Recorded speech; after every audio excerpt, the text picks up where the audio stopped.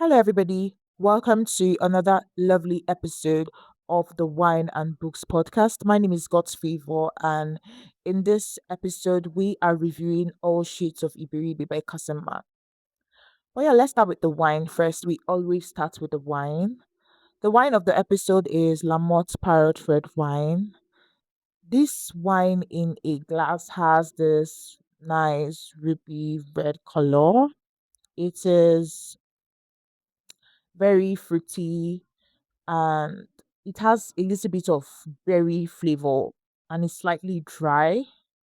But I'd prefer drinking it cold. I think it just tastes better that way. It's not too strong. It's pretty light and easy to drink. It has like a very clean finish and it doesn't linger for too long.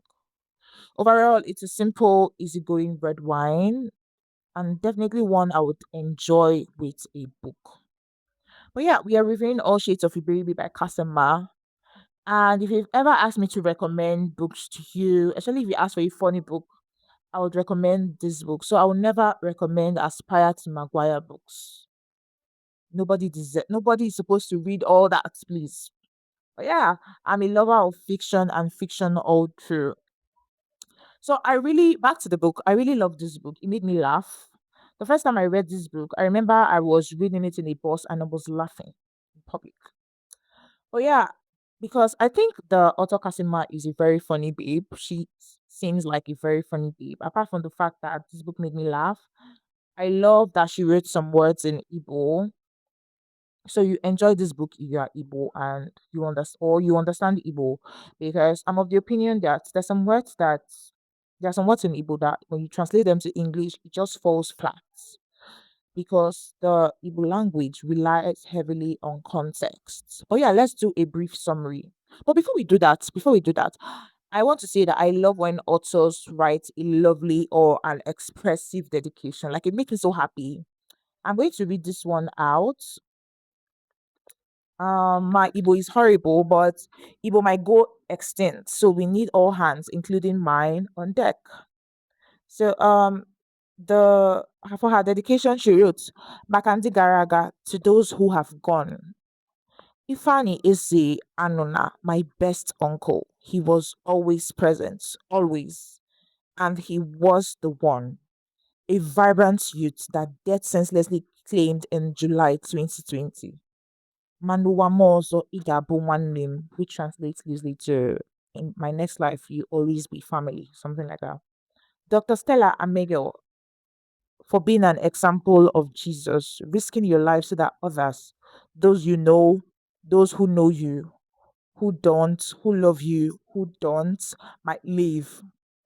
As a little girl, I admired Stella Obasanjo. I loved her eyes and her hair and the perfume of elegance I perceived from her photos. I looked forward to meeting her someday when I grew up.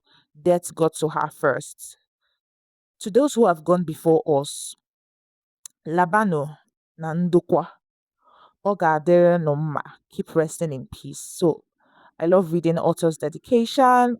Yes, that was it for Casima's All Shades of Iberibe. So this book is full of humor and wit.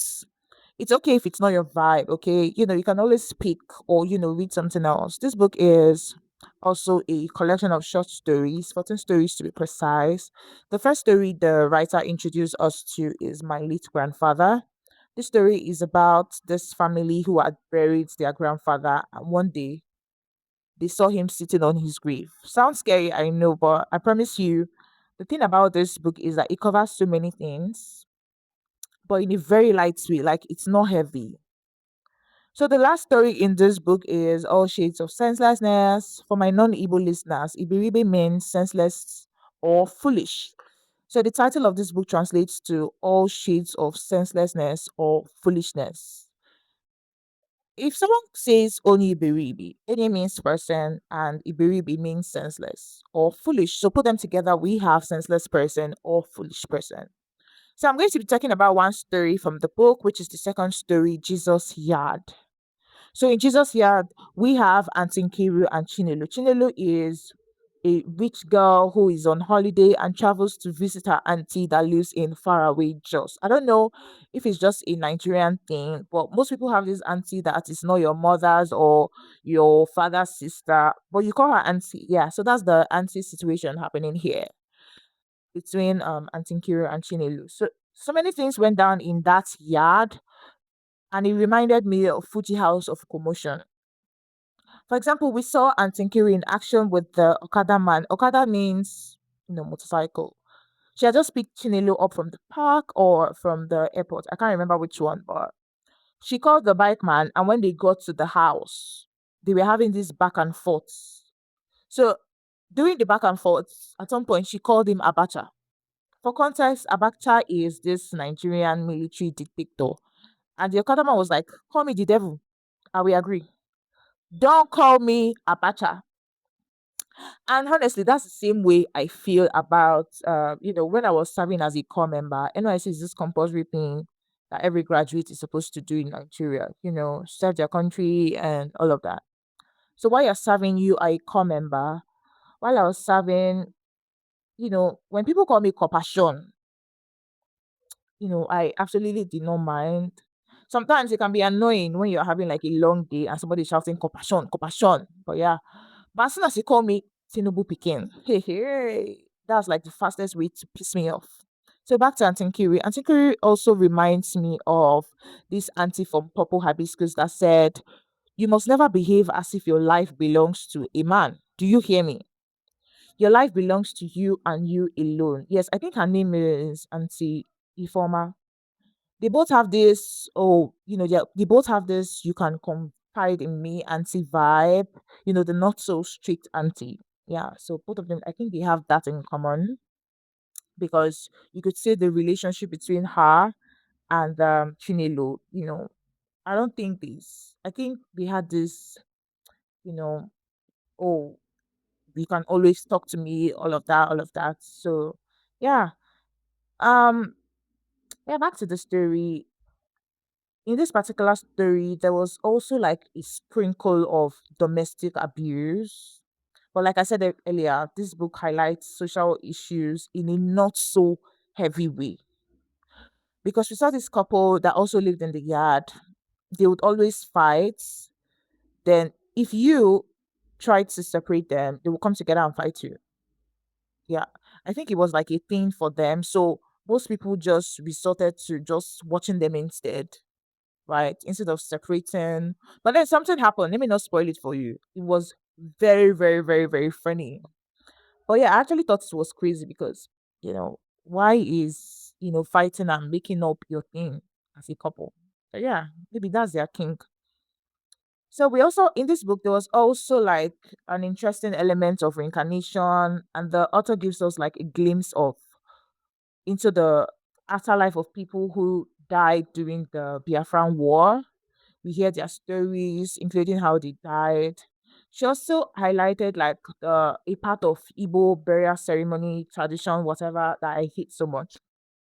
The expectation that the person who has just lost a loved one is supposed to be responsible for feeding and entertaining everybody that is coming for the burial.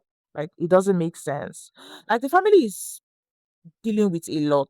Like they just lost someone they love, and now you expect them to take on more financial expenses. It doesn't make sense. But I mean, I understand the importance of community and hospitality. I think I'm of the opinion that it should be the other way around. So the community that is coming for the burial or coming to console them should be the one supporting the grieving family. They're already going through a lot. But yeah, now that brings me to the reread tests. So this is where we rate the book of the episode. Now, would I pick this book up again? Yeah, this is the second time I'm reading it. But if I'm going to pick it up again, it's not going to be anytime soon. Maybe sometime in the future when I'm in a reading slump and I need something funny, something interesting, something to bring me out of my reading slump, then I might pick this book up. Because I have so many books that I read when I'm in a reading slump. Because I feel like there's some details that I would appreciate more now that I know how the story ends. So this book is getting a read it again stamp from me. That brings us to the end of this episode. You can always send us reviews through the form on our website. We accept both written reviews and voice notes. So tell us what you think about the book you're currently reading. Would love to hear from you. Don't forget to share this episode, subscribe, and come back for more book discussions. Can't wait to see you in the next episode. Bye.